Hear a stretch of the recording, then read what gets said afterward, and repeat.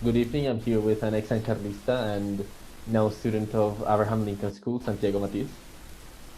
Hi.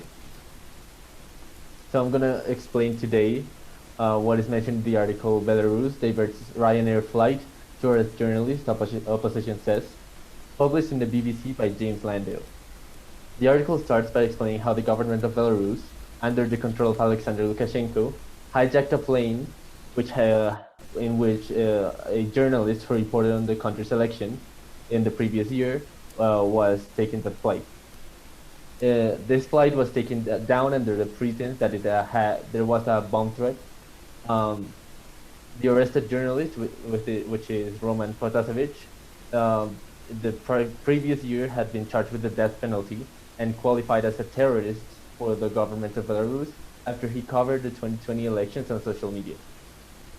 After this event, on an international basis, it has been labeled as state terrorism, as Lukashenko used his power to arrest a terrorist, to arrest a supposed terrorist, which was actually a journalist, which was covering the 2020 elections in which alleged fraud happened.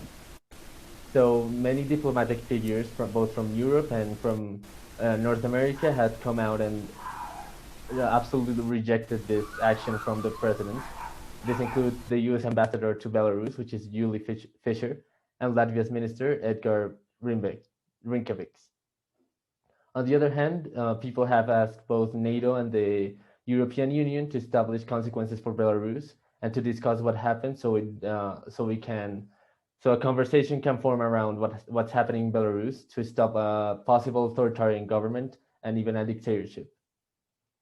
In summary, Belarus's authoritarian government, under the power of Alexander Lukashenko, is using its force to silence the protests against it, as it is illegitimate and possibly was elected by fraud.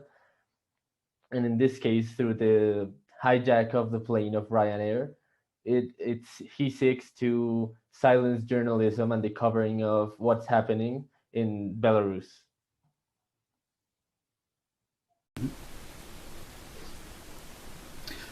The presentation was very good. I understood most things, except from where the plane was coming. You only stated where was it going, and the fluidity of the presentation wasn't that fluid. So that's mainly it. It was a good presentation. I liked it a lot. So, great.